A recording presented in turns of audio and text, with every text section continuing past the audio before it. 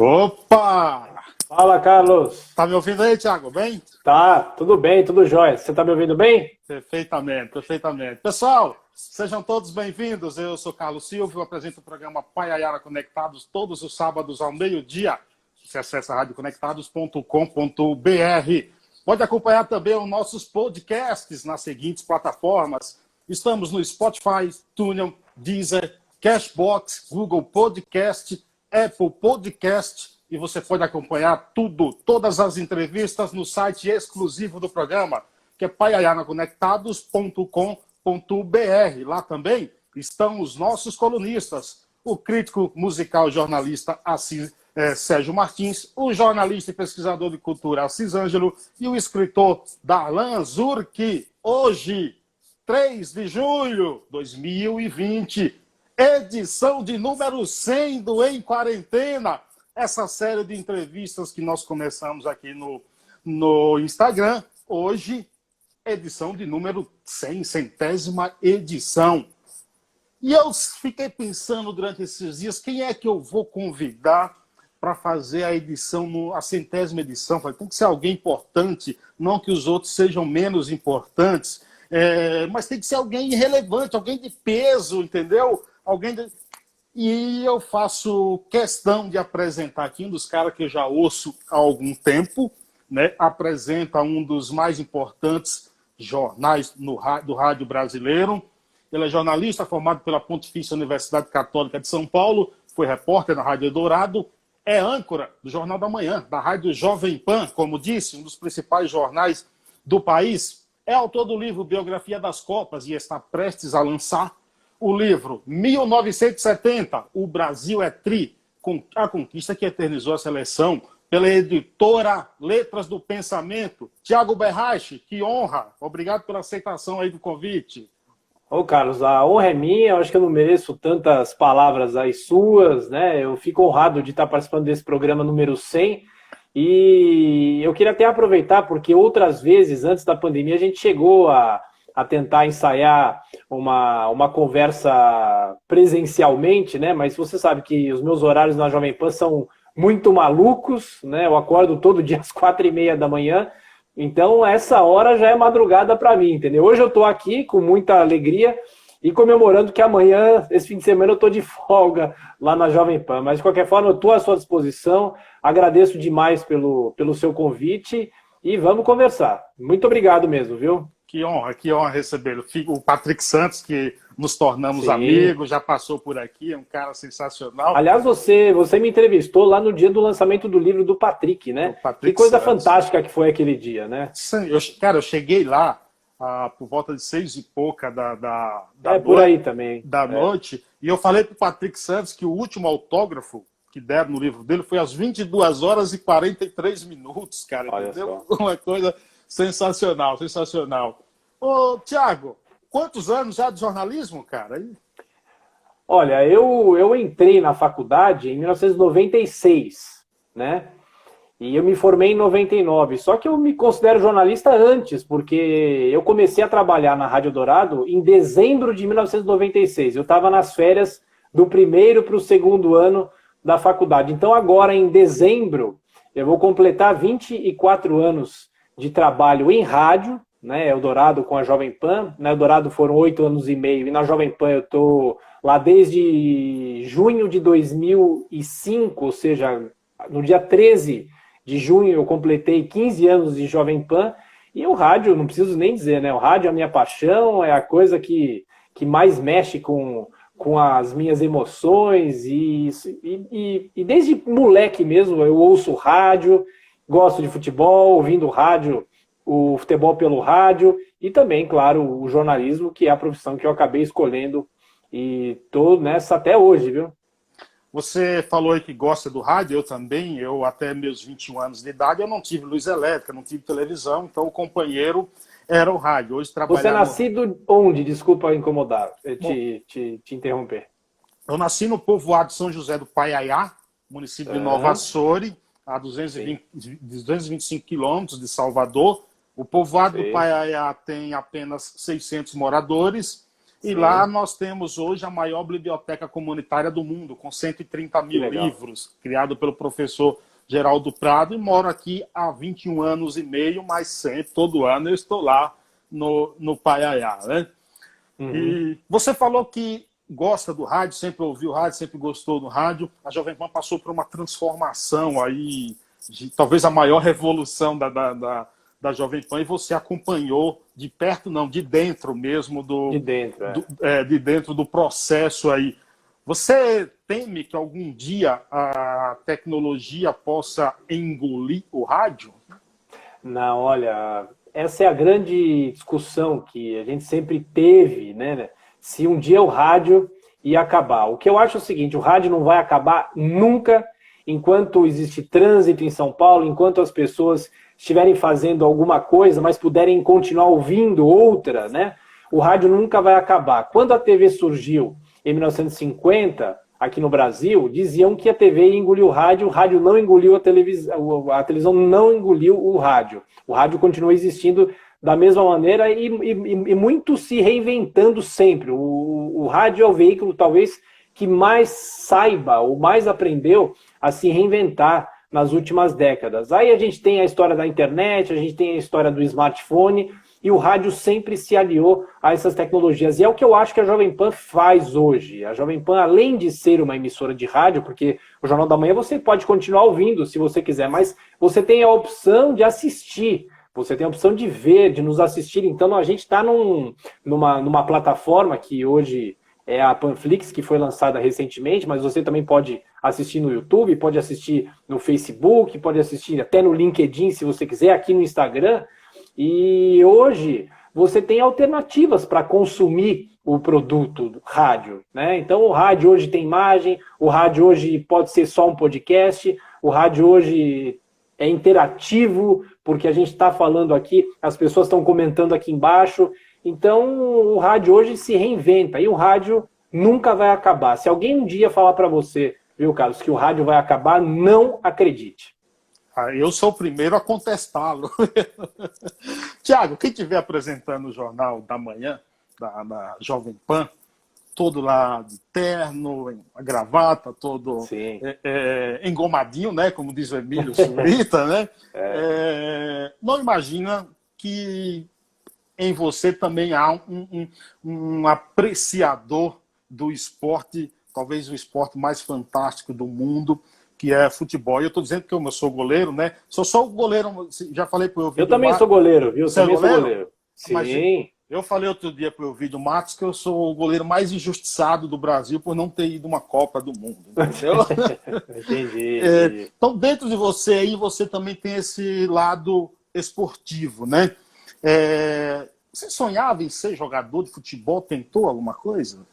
Olha, jogador não, mas o meu lado esportivo, eu acho que veio antes do lado jornalista, porque desde os meus 12, 13, 14 anos, claro que influenciado pelo meu pai, né, porque gostava muito de futebol também, né, corintiano, fanático, tá com a gente até hoje, tá com quase 80 anos, mas tá completamente lúcido e fã de esporte de futebol. Ele é mais fã do que eu. Ele gosta muito dos outros esportes também, e eu não sou tão ligado a outros esportes, eu gosto mais do futebol. Mas o que eu digo é o seguinte, quando eu comecei a me interessar pelo futebol, pela história do futebol, comecei a colecionar material de futebol, imagem de futebol, e eu falei, eu vou prestar jornalismo para ser jornalista esportivo.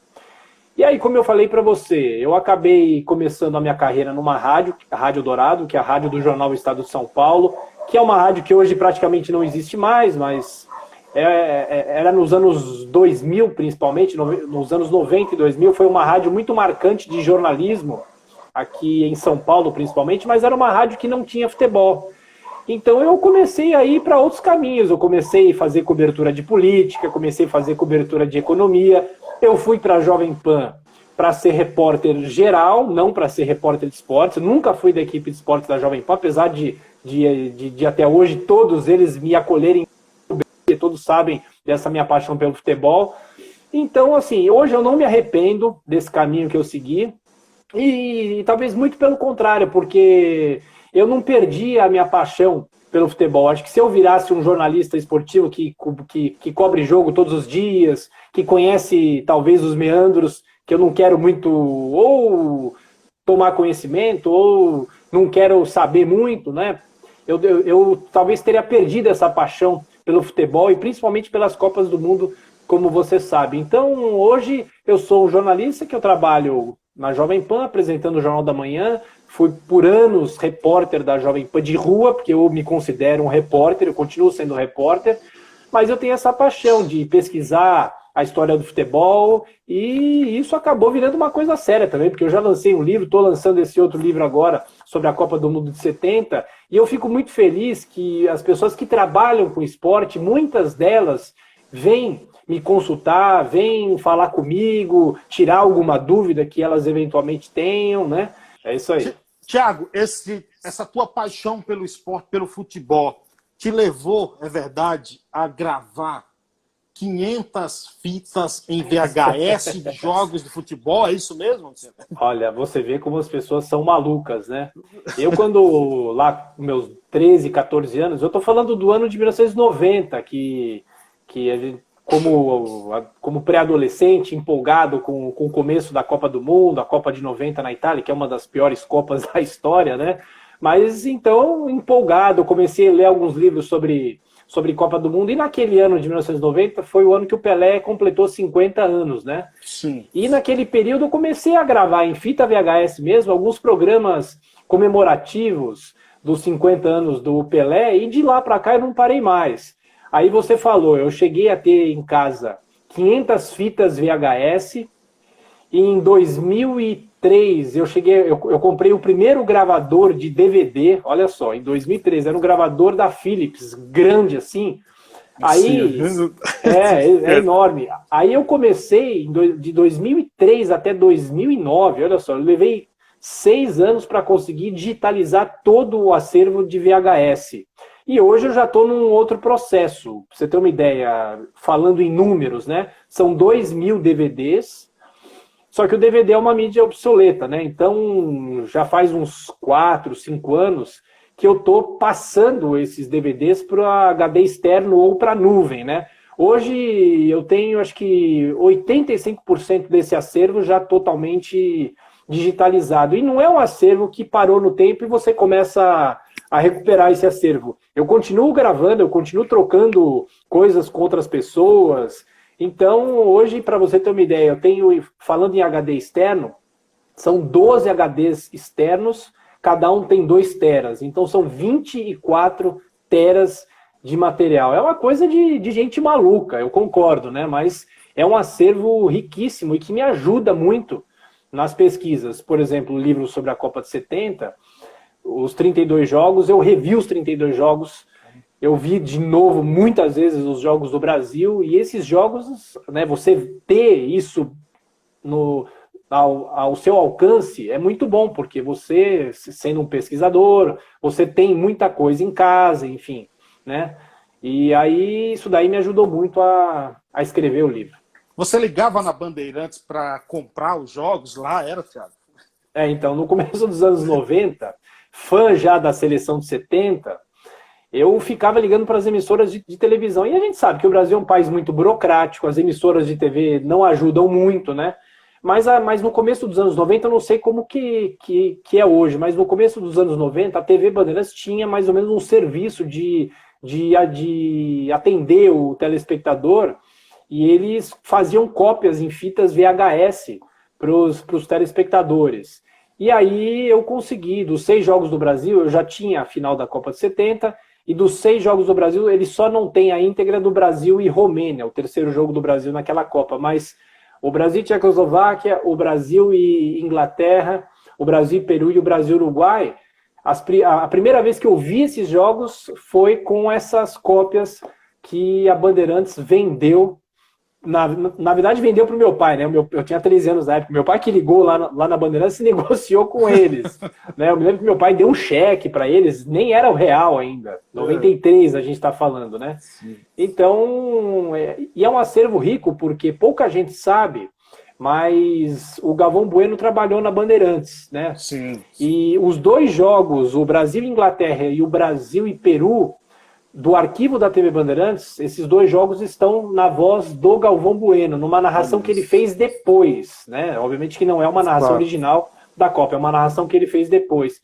E o primeiro jogo, o Brasil e Tchecoslováquia, e o Brasil-Uruguai, assim como a final, esses jogos estão na voz do José Paulo de Andrade, que apresenta até hoje o Pulo do Gato da Rádio Bandeirantes.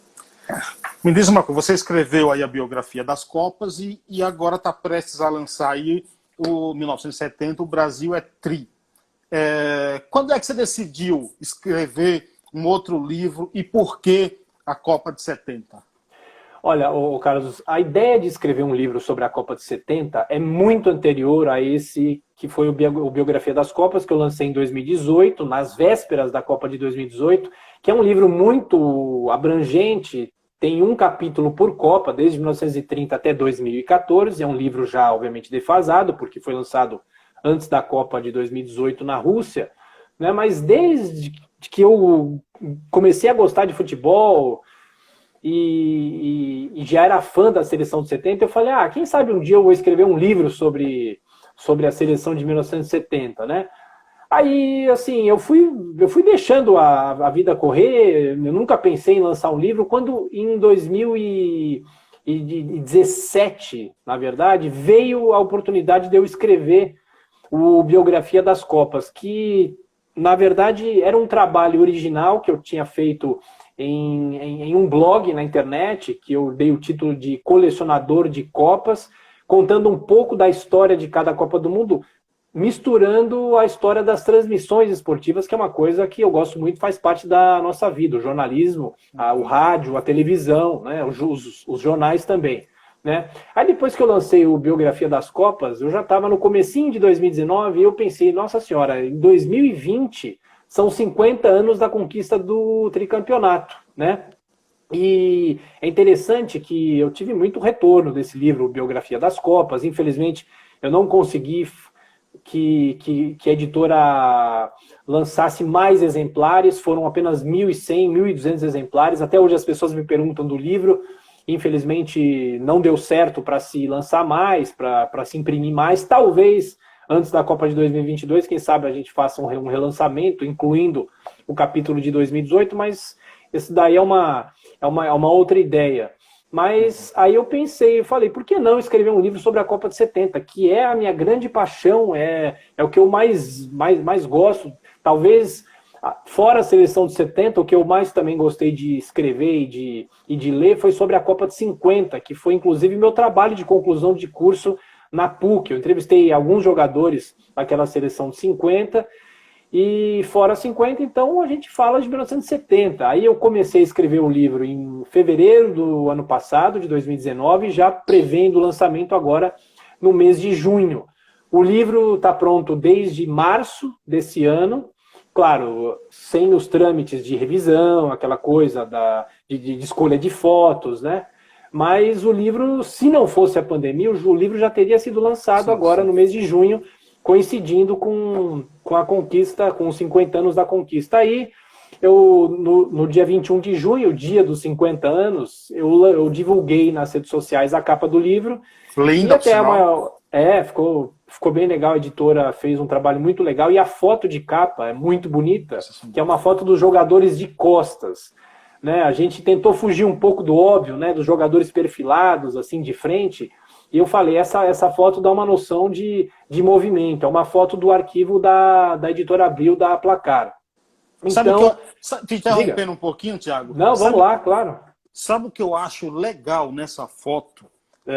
Antigamente, hoje você vê os times de futebol, um tem a camisa 40, outros tem a camisa 50. Antigamente, não, você tinha a tradição ali, era tradicional. Goleiro 1, lateral direito 2, lateral esquerdo meia dúzia, tudo.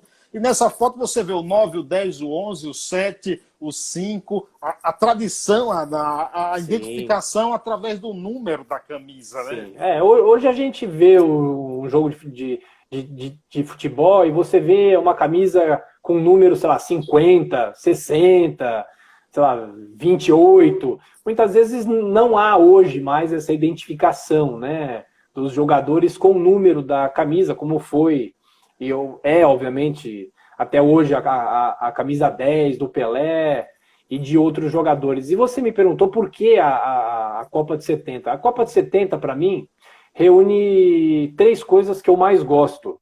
Primeiro, o futebol. Em segundo, a paixão pelo rádio e pela televisão, porque é a primeira Copa transmitida ao vivo via satélite para todo mundo. E como em 2018, no Biografia das Copas, eu consegui fazer e eu gostei muito de fazer, e você contar a história de uma Copa do Mundo não é só contar a história do futebol, do jogo, é você contar todo o entorno político, todo o entorno de um país, todo o entorno econômico de um momento. Então, assim, a Copa do Mundo não pode ser deslocada da vida, não pode ser deslocada dessas questões políticas, das questões econômicas. E a Copa de 70, no começo dos anos 2000, houve uma enquete com vários jornalistas de todo o mundo, e esses jornalistas apontaram que a Copa de 70 foi a melhor da história e a seleção de 70 a melhor da história. A gente pode ficar aqui horas discutindo qual seleção era melhor, se é de 70, se é de 58, será que a Hungria de 54 era melhor do que a seleção brasileira de 70? Será que o Brasil de 82 podia ser melhor? Mas o fato é, em relação a números, em relação a desempenho de seleção, aquela é a seleção que mais se aproximou da perfeição do futebol, sem dúvida. A gente não conhece uma seleção mais perfeita do que aquela. Tinha problemas, tinha alguns problemas na defesa, tinha jogadores que sofriam contestações da imprensa, como o goleiro Félix, por exemplo, mas era uma seleção que se aproximou da perfeição. Fez 19 gols em 6 jogos, foram 6 vitórias, e com gols memoráveis, momentos memoráveis, o Pelé no auge, o Tostão jogando num esquema meio sacrificado para abrir espaço para os jogadores, o Jairzinho fazendo uma Copa como o Pelé, o Rivelino e muitos outros jogadores. Então essa Copa é uma Copa memorável e as pessoas não se esquecem dessa Copa, né? E é a Copa da defesa do Gordon Banks, né? Daquela de Pelé, daquele gol lá, do gol que o Pelé não fez, que ele dá o drible da vaca lá, tem também esses fatores. No livro, Thiago, há ilustrações e entrevistas de participantes da Copa, e se há também algum jogador, alguma personalidade que você gostaria de ter entrevistado e por um motivo ou outro não conseguiu para colocar no livro? Olha, Carlos, o meu trabalho, o que eu mais gosto de fazer é não necessariamente entrevistar vários jogadores para fazer o livro, né? Eu, assim, ao longo da minha carreira, eu já tive chance de entrevistar alguns jogadores tricampeões, o Rivelino, o Tostão, já entrevistei o Jairzinho, entrevistei o Tostão. Claro que essas entrevistas estão no livro também, com aspas, contando os capítulos, contando a história dos jogos e tudo mais. Mas o que eu mais gosto de fazer, e eu já tinha feito isso no Biografia das Copas, é aproveitar, fazer uma pesquisa muito profunda nos jornais, nas revistas da época, nos próprios livros que contam a história da seleção de 70, nas narrações de rádio, que são uma fonte muito importante para você contar uma história, porque assim, são 50 anos. Imagina quantas histórias se perderam no tempo nesses 50 anos. E você ir atrás dos jornais, ir atrás das revistas da época, você pega algumas informações que se perderam no tempo. Dizem que o jornal é o primeiro rascunho da história, né? Então, o que eu gosto é de contar a história com aspas dos jogadores, com aspas da época, com aspas de trechos do Nelson Rodrigues. No final de cada capítulo, dos 6 capítulos, quando eu conto sobre os jogos do Brasil, no final tem sempre um resumo da crônica do dia do Nelson Rodrigues. Cara, que sensacional isso. Então, assim, é uma coisa que assim, a minha ideia é que esse livro, como eu acho que em 2018, quando eu lancei o Biografia das Copas, eu já consegui mexer um pouco com a memória afetiva das pessoas. Muita gente veio falar comigo sobre o capítulo 9 daquele livro, que era sobre a Copa de 70. Então, agora, nada é melhor do que dedicar um livro exclusivo sobre a Copa do Mundo de 1970, e tem. Claro que eu não falo só dos 6 jogos do Brasil, você tem que contar a história, desde a derrota do Brasil em 66, toda a fase de preparação, a escolha do João Saldanha para comandar a seleção, a queda do Saldanha, a vinda do Zagallo. Tem um capítulo que discute uma questão que é pouco falada, que é a influência dos militares. O Brasil vivia uma ditadura ferrenha. Em 1970, governo Médici, o auge da ditadura. Então, eu dediquei um capítulo para falar sobre, será que os militares interferiam nas escalações? Será que eles interferiam dentro de campo ou não? Como que era a interferência dos militares naquela seleção? Então, e claro, e mais para frente também, um dos últimos capítulos, é um capítulo especialíssimo, que é um dos que eu mais gosto, que conta a história das transmissões do pool da TV e o pool do rádio. E cito os narradores esportivos, eu transcrevo alguns trechos das narrações do Joseval Peixoto, do Pedro Luiz, do Fiore Giliotti. E lá no fim do livro, porque você imagina, eu fiz uma pesquisa muito grande em jornais, em revistas, em livros, você imagina quantas histórias que você vai colhendo, que não necessariamente são histórias que você encaixa num capítulo inteiro, mas são histórias que você faz bem destacar. Então, praticamente a última parte do livro tem umas 8, 9, 10 páginas, se bobear mais, eu não sei o número de cabeça, com pequenas notas sobre a Copa de 70. Por exemplo, o Rivelino se casou no sábado seguinte da final da Copa de 70. Aí eu faço uma transcrição lá de uma reportagem da revista Placar. O Tostão, que era um dos jogadores mais politizados da época, a gente sabe que ele se formou em medicina. Sim. Mas ele, na revista do esporte, ele dizia, ele conta que ele pedia para a comissão técnica para que continuassem trazendo jornais para ele, porque ele precisava prestar vestibular para a economia. Então ele tinha uma ideia de ser economista e não médico. Então tem muitas histórias legais, curtas, né, que eu não podia deixar de ter no livro. Mas então é uma sessão específica contando muitas curiosidades sobre a Copa de 70, sobre a bola que foi usada na Copa de 70, sobre o time de Israel. A seleção de Israel era praticamente amadora. Então, a taça tinha também? O roubo da taça, né? O roubo, a taça que foi roubada em 1983 na sede da CBF, na Rua da Alfândega, no Rio de Janeiro. E, por incrível que pareça, a taça original estava exposta e a cópia estava no cofre. Aliás, eu deixei aqui para te mostrar e mostrar para todos os amigos. Ó, essa aqui é a minha réplica da taça Júlio Cimei, olha só. Sensacional. Muito bonita, né?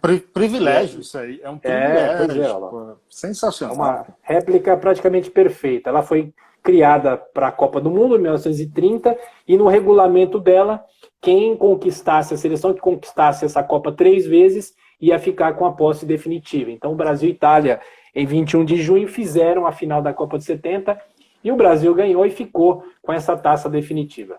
Em definitivo. Eu confesso para você que eu estou muito curioso para ler esse livro. Primeiro, claro, eu nasci em 77.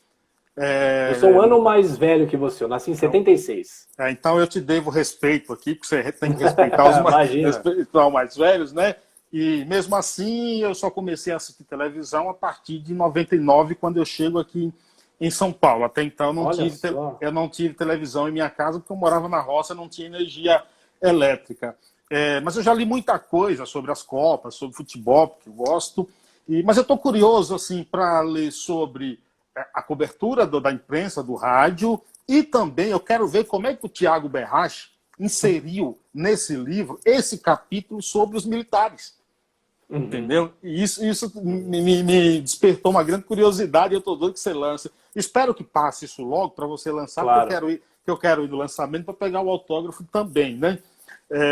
Acho que isso Aliás, eu queria te dar até uma informação meio que em primeira mão. O livro deve ser rodado já, deve ir para a gráfica. Nessa semana eu acabei a revisão, né? Porque a editora faz uma revisão e manda para quem escreve para dar uma olhada lá como é que foi a revisão que foi feita. Aí eu mesmo corrigi algumas outras coisas e mandei para eles. E se tudo der certo, se o editor, o Cláudio Freire, que é um grande amigo que apoiou esse livro, é o dono da editora Letras do Pensamento, que apoiou esse projeto do começo ao fim, ele tem a ideia de começar a rodar o livro no fim de julho, começo de agosto, ou ao longo do mês de agosto. E claro, infelizmente não vai dar para a gente fazer, por enquanto, um lançamento físico por causa dessa pandemia, mesmo com as livrarias abertas. Claro. As pessoas não vão querer ir, não vão querer saber de aglomeração. Então eu espero que o livro comece a ser vendido no site das livrarias, enfim, talvez o lançamento seja na Martins Fontes, aqui da Avenida Paulista, sim. E aí talvez a gente também comece a vender o livro no site da Martins Fontes, inicialmente, depois para as outras livrarias. Então, quem sabe, né? Mas eu acho que lançamento físico mesmo, presencial, talvez só depois que vier a tal da vacina, que as pessoas estiverem mais seguras, né? Infelizmente, né? Mas você vai dar um autógrafo, entrega para o que eu pego claro, ele claro. Lá. Não, a gente marca um dia, você vai lá na Jovem Pan, poxa vida, né? Claro, claro.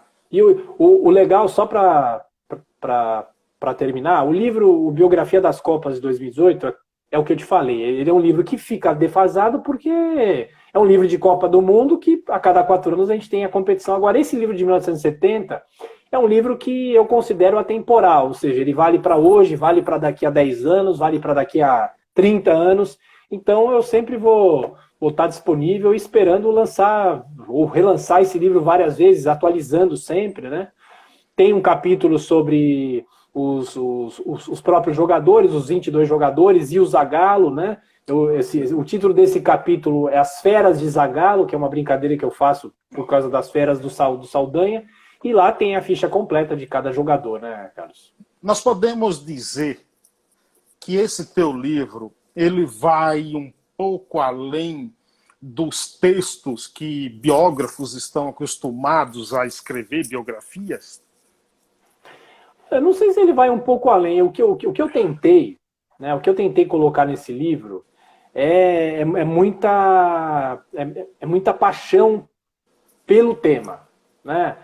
Então, o que eu acho é que quem lê o livro, quem viveu a Copa de 70, certamente vai se emocionar e vai ter boas lembranças. E eu dou um exemplo de uma pessoa que já leu o livro, porque ele é um dos que escrevem a contracapa. A contracapa é escrita pelo Milton Leite, do Sport TV, que foi meu chefe na Rádio Dourado. Sensacional. Pois é, quem escreveu a contracapa também foi o Mauro Betting, que já tinha escrito o prefácio do meu livro, o de 2018, o Flávio Prado, que é um cara que sempre me deu muita chance na Jovem Pan para continuar fazendo essas matérias especiais sobre Copa do Mundo, e o Alex Ruffo, que é um jornalista especializado em automobilismo, mas ele era vivo em 1970, ele se lembra muito bem daquele Mundial, né?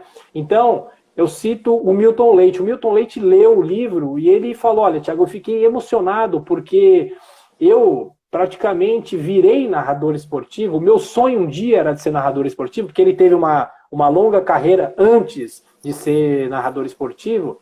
Ele diz que as narrações do Geraldo José de Almeida, do Fiore Giliotti, do Fernando Solera, do Walter Abrão, do Oduvaldo Cosi, aquelas narrações de 1970 fizeram com que ele um dia pensasse, quem sabe eu possa ser um jornalista esportivo, um narrador esportivo. Então, eu acho assim, nunca tive pretensão de fazer biografia de nada, né? Nunca tive a pretensão, nunca sonhei que eu pudesse um dia escrever um livro, para você ter uma ideia. Essas coisas vão acontecendo na nossa vida, mas se eu, com esse livro, conseguir mexer com a curiosidade das pessoas e com a memória afetiva daqueles que viveram a Copa de 70, para mim já é uma vitória. O que eu acho mais legal é quando algumas pessoas vêm para mim e falam assim, nossa senhora, mas eu era vivo em 1970 e você não. E você consegue trazer a emoção daquela época, mesmo não tendo vivido. Isso é muito curioso, né? A nossa cabeça é capaz de fazer algumas coisas assim, enfim. Né? Então, eu acho que esse foi o maior desafio e eu espero que as pessoas façam uma viagem no tempo até 1970, lendo as páginas de 1970, O Brasil é Tri. O Milton Leite, que entrou agora há pouco aqui na live, e eu quero só, ainda. hein? Quero que ele esteja aqui. Quero um dia ainda ter o prazer de entrevistá-lo aqui. Também bater um grande papo abraço. O Milton foi um dos meus melhores chefes. E aí rapidinho, se ele estiver me ouvindo, ele deve se lembrar. Eu estava lá na Eldorado em junho, acho que um pouco antes, maio de 2005, quando eu recebi um convite para ir para a Jovem Pan. Aí ele era meu chefe, eu fui contar para ele e falei assim, olha, Milton, fui chamado para ir para a Jovem Pan, não tenho como não ir, eu já estou muitos anos aqui na Eldorado. Ele virou para mim e falou assim, olha, como seu chefe, eu não gostaria que você saísse aqui da Eldorado, mas como seu amigo e como uma pessoa que já trabalhou lá atrás na Jovem Pan, eu só tenho a dizer para você ir para a Jovem Pan que você vai fazer muito sucesso lá. E aí eu fico muito lisonjeado com essas palavras dele e eu tenho uma eterna gratidão ao Milton Leite, que é um dos maiores narradores esportivos aqui no Brasil. Os bordões dele são sensacionais. Ele é um cara muito inteligente, né? Um cara muito inteligente, ele tem um texto muito bom, ele trabalhou já em jornal, ele sabe muito bem. Ele é um jornalista com J maiúsculo, viu? Sensacional. Tiago, você falou agora há pouco aí sobre seu encantamento pela Copa de 70.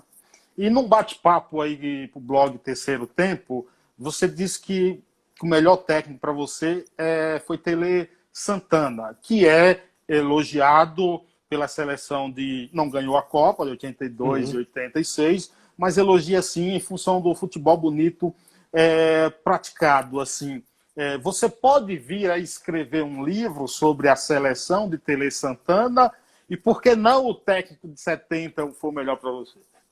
Olha, falando sobre o Tele Santana, o que eu acho, assim, o Zagallo também, o Zagallo ganha muito a fama de retranqueiro, né? Principalmente pela campanha do Brasil na Copa de 74, né? Mas o Zagallo tem todos os méritos em relação a 1970. Claro que ele pega um grupo mais ou menos montado das mãos do Saldanha, mas ele muda o esquema do Saldanha. E ele coloca uma seleção que era uma seleção muito solidária, uma seleção que atacava muito, uma seleção que sabia se defender. Aliás, vale dizer aqui que a seleção de 70, a preparação física da seleção de 70 é uma preparação física primorosa. O Brasil ganhou muito aquela Copa devido à questão física também, porque o Brasil crescia de produção no segundo tempo e as seleções adversárias caíam de produção no segundo tempo. Mas você me pergunta do Tele Santana. O que eu acho assim, o Tele tinha uma coisa que eu acho imprescindível para um técnico, que é treinar os fundamentos dos jogadores. O Cafu, por exemplo, eu não tenho dúvida nenhuma que o Cafu é o jogador que ele foi por causa do Tele Santana. Ele fazia o Cafu fazer cruzamento da lateral direita e até mesmo às vezes da esquerda, como o Tele às vezes adaptava o Cafu, 1000 vezes até acertar. Então eu acho assim, o técnico que tem a preocupação de treinar os fundamentos, né, de pegar jogadores que evoluem, que possam evoluir, por isso a minha admiração pelo Tele Santana, né? Mas o Zagallo tem todos os méritos da conquista de 1970. O Luxemburgo é um técnico da geração atual, né? Ou seja, ele surge lá no fim dos anos 80 no interior aqui de São Paulo, mas ele também é um treinador que cresceu muito. Se a gente for falar de treinadores do exterior, a gente fala de vários como Guardiola e outros treinadores.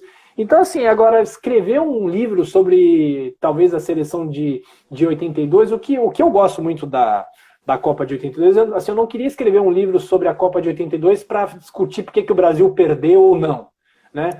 O que eu queria também era fazer com que as pessoas viajassem um pouco até 1982 com aquela memória afetiva, lembrando como que eram as transmissões da TV da época, como que era aquele momento que o Brasil vivia, porque a seleção de 82 é a melhor geração do pós-1970, sem dúvida nenhuma, né? 12 anos depois da conquista de 70, o Brasil encanta o mundo. E perdeu porque o futebol é isso, ou você ganha ou você perde. A seleção de 82, infelizmente, teve erros no jogo contra a Itália, que infelizmente são erros que impediram a seleção de passar para a próxima fase. Mas eu acho que assim, o Tele vai ter a minha eterna admiração. Ele não treinou o meu Corinthians, né? Eu sou corintiano, ele Importante muito ter pelo saúde, viu, contrário. Thiago? É verdade, né? Pois é. Ele foi bicampeão com o São Paulo e assim, ele tinha muito a fama de pé frio, né? Ele Sim. tinha sido campeão brasileiro com o Atlético Mineiro em 1971, né? No primeiro, efetivamente, o primeiro Campeonato Brasileiro da história, né? Depois a Taça Brasil lá atrás foi incorporada, mas essa é uma outra história também. E o Tele tinha muito a fama de pé frio, né? Em 82, em 86 também a fama de pé frio. E aí ele vem ganhar os títulos com o São Paulo no início dos anos 90, né? Então, o Tele, eu tenho muita admiração por ele. E já entrevistei o Tele uma vez. Bom, nós estamos falando, por enquanto falamos muito de vitórias aqui, Copa de 70. Deixa eu te fazer aqui uma provocação Por favor. e falar um pouco também de duas derrotas. Brasil e França 98, 3-0, que depois surgiu aquele boato todo da convulsão do Ronaldo. Gostaria de saber o que se apurou sobre isso. E qual a tua opinião, o que você sentiu e onde você estava no 7-1? No 7-1. Olha, primeiro falando sobre 1998, aliás, eu até convido as pessoas aqui, eu tenho um podcast que está ligado à Jovem Pan, aos 75 anos da Jovem Pan, um podcast chamado 90 Anos de Copa.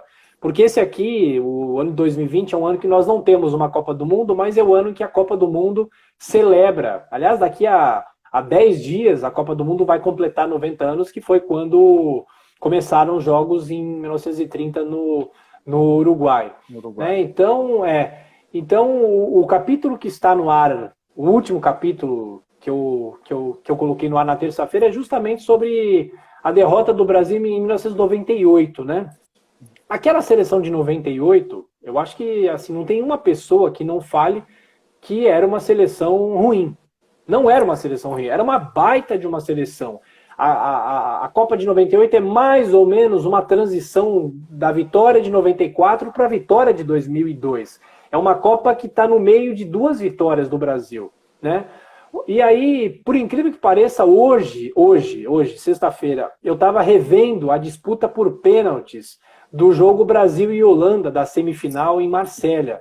É um dos jogos mais emocionantes da minha vida, para você ter uma ideia. Aquela disputa por pênaltis é uma coisa inacreditável.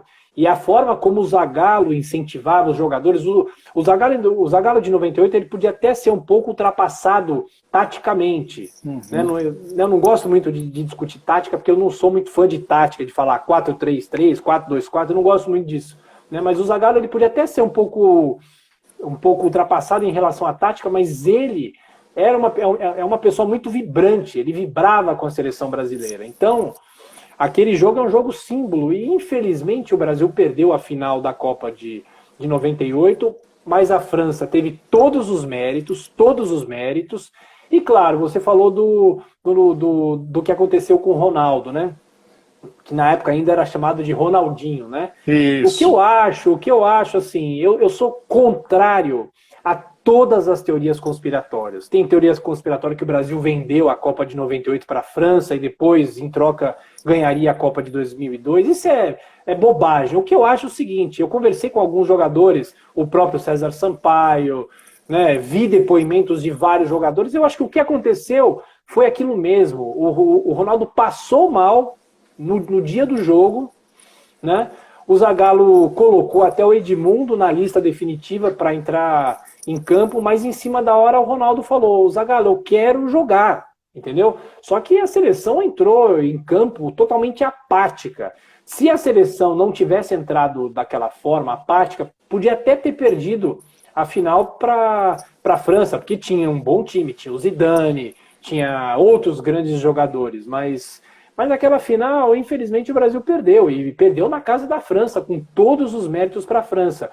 E antes do 7-1, essa foi a maior derrota da história do Brasil em Copas do Mundo. O Brasil nunca tinha perdido um jogo por uma diferença de 3 gols, para você ter uma ideia. As diferenças maiores eram o 4-2 para a Hungria, de 54, né? O 3-1 para Portugal, o 3-1 para a Hungria, de 1966. O Brasil nunca tinha perdido por uma diferença de 3 gols. Aí vem o 7-1, né? O 7-1 eu tenho... Eu não sei se eu posso dizer isso para você, mas assim, o 7-1 eu tenho um pouco de raiva daquele jogo. Né? Eu estava aqui na minha casa mesmo, vendo o jogo, enfim, eu gosto... Copa do Mundo eu gosto de ver na minha casa e, Tranquilo. se possível, sozinho, sem ninguém me perturbando. O máximo Eu sou da tua opinião também. A minha esposa aqui comigo, entendeu? No máximo ela, porque eu não gosto que ninguém tire sarro, eu gosto de ficar concentrado. Eu gravo os jogos, eu gosto de gravar, eu tenho todo o meu ritual de gravar os jogos, tal, né? Fazer as minhas montagens com os jogos, os gols, enfim, né? Mas o 7-1, o 7-1, primeiro, por que o Brasil perdeu? Porque o Brasil foi muito mal montado. E em 2014 o Brasil já sofria com uma falta, com uma escassez de bons jogadores. Tinha bons jogadores? Tinha. Como até hoje o Brasil tem bons jogadores. Mas em 2014, né, se você olhar, né, a nossa geração em 2014 para a geração de 2006, que foi a última Copa com uma grande geração, e mesmo assim o Brasil perdeu, com o tal do quadrado mágico, o Ronaldo, o Ronaldinho, o Adriano e o Kaká. 2010, o time do Dunga era um time razoável, tinha bons jogadores, mas o Brasil já sofria com essa falta de craques. O Brasil hoje não revela, infelizmente, mais craques como revelava antes. Ou revela, só que esses jogadores vão para fora. Esses jogadores muitas vezes não estão muito interessados em vestir a camisa da seleção brasileira. É uma dura realidade, mas é verdade. Agora, em 2014 teve todo o componente que a Copa foi aqui no Brasil, havia muita pressão. O Filipão montou errado o time contra a Alemanha. Eu acho que jamais ele poderia ter montado com o tal do Bernard. Ele simplesmente substituiu o Neymar pelo Bernard, né? Então, eu acho assim, né, aí foi um apagão. A Alemanha, naquela disciplina tática, com técnica, né, aquela foi, para mim, e sempre vai ser, até quando a gente morrer vai ser, aquela é a maior derrota na história. E o Brasil, aquela aura que o Brasil tinha, talvez, de imbatível, de Copa do Mundo, a grande seleção da Copa, aquilo caiu por terra naquele dia 8 de julho de 2014, infelizmente. Aí você vê, o Brasil, depois desse 2014, nada foi corrigido, o Brasil continua a mesma coisa, 2018 foi a mesma coisa, uma seleção melhor, obviamente, né? Uma seleção melhor do que 2014, foi a seleção do Tite em 2018, mas, enfim, né, o Brasil sofre e o que eu acho importante dizer é que, ao mesmo tempo que o futebol brasileiro cai, o futebol europeu sobe, né? Desde 2002, o Brasil ganhou a Copa de 2002. Desde lá, desde 2006 até hoje, só europeus ganham a Copa do Mundo. Em 2006 foi a Itália, 2010 foi a Espanha, 2014 a Alemanha, 2018 a França. Ou seja, uma hegemonia europeia. Antes disso, só a Itália tinha sido bicampeã do mundo, só né, em relação aos europeus que ganharam 2 Copas consecutivas. Só a Itália em 34 e 38, e o Brasil ganhou o bicampeonato em 58 e 62. Fora isso, nunca mais nenhuma seleção, a mesma seleção foi campeã seguida, né, bicampeã do mundo, efetivamente. Só que nós temos 4 títulos europeus, e infelizmente eu não sei como é que vai ser 2022 no Catar. Infelizmente não sei como é que vai ser isso, viu, Carlos? Tiago, acho que, não sei se eu estou enganado, mas eu acho que é a primeira vez que eu ouço você revelar que também é goleiro, né? Assim como eu, né? No Brasil a gente teve aí Barbosa, que morreu crucificado pelo aquele gol contra o Uruguai na Copa de 50, no Maracanã. E nós não temos, por exemplo, a tradição de valorizar muito goleiros. Eles sempre ficam isolados, sempre esquecido lá no canto. Você falou da decisão por pênaltis da final de 90 da Copa de 98 contra a Holanda. Isso. E teve também o jogo pênaltis, a final da Copa de 94, onde Taffarel também defendeu pênalti. E a pergunta é sobre Taffarel.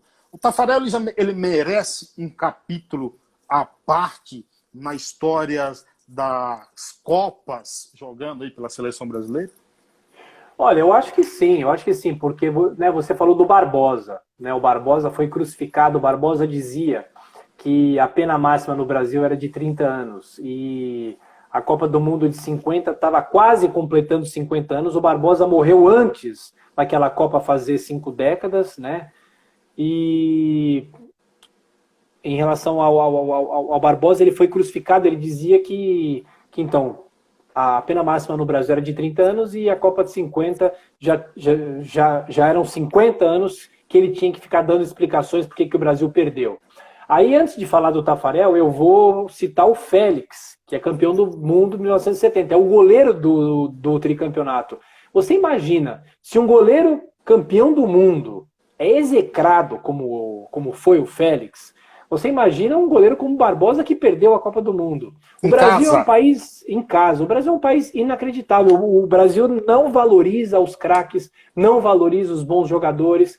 Agora, o Taffarel, assim, eu me lembro muito, o Taffarel estava numa excelente forma na Copa de 90, eu me lembro muito bem, ele era um goleiro que inspirava muito confiança, as pessoas gostavam muito dele, mas depois da Copa de 90, o Taffarel vai para o Reggiana, da Itália, né? Itália, isso. E fica praticamente na reserva, e ele perde muito, enfim, o ritmo de jogo. Eu me lembro, na Copa América de 91, que foi disputada no Chile, que o Brasil era treinado pelo Falcão, eu lembro, o Taffarel naquela Copa América, o Brasil ficou em segundo lugar, a seleção campeã foi a Argentina. O Taffarel era execrado pela imprensa. Aí a gente corre um pouco mais o tempo, chega até as eliminatórias da Copa de 94, que o Brasil perdeu da Bolívia, lá em La Paz, foi a primeira derrota do Brasil em eliminatórias, que o Taffarel tomou um frango naquele jogo. Pegou um pênalti, mas tomou um frango. E assim, ele era execrado pela crítica. Aí começa a Copa do Mundo de 94, o Taffarel execrado pela crítica. E aí ele pega um pênalti na final, ele pegou um pênalti do Massaro, o Baresi jogou para fora, o Baggio jogou para fora, e ele entra para a história da seleção como um goleiro campeão do mundo, entendeu? O Taffarel, ele é um dos maiores goleiros da história do Brasil, mas sem dúvida nenhuma, eu acho que ele, o Marcos, o Gilmar, o Félix, todos estão no mesmo patamar, são grandes goleiros. Eu não estou falando que o Taffarel é melhor que o Gilmar, não estou falando isso. Estou falando que o Félix era melhor que o Gilmar. Tanto é que eu acho que de todos esses, o Gilmar, por ser o único bicampeão, ele é um dos grandes goleiros, talvez o melhor de todos esses, né? É difícil você fazer comparação entre jogadores de épocas muito diferentes, né? Mas é uma posição que é a mesma, a posição de goleiro, né? E a gente tem que lembrar também, o Marcos fez uma baita Copa, a Copa de 2002. E justiça seja feita, Carlos, o Brasil de 70 vence os 6 jogos. É a única seleção, quando a Copa passou a ter 6 jogos, é a única seleção que ganhou os 6 jogos.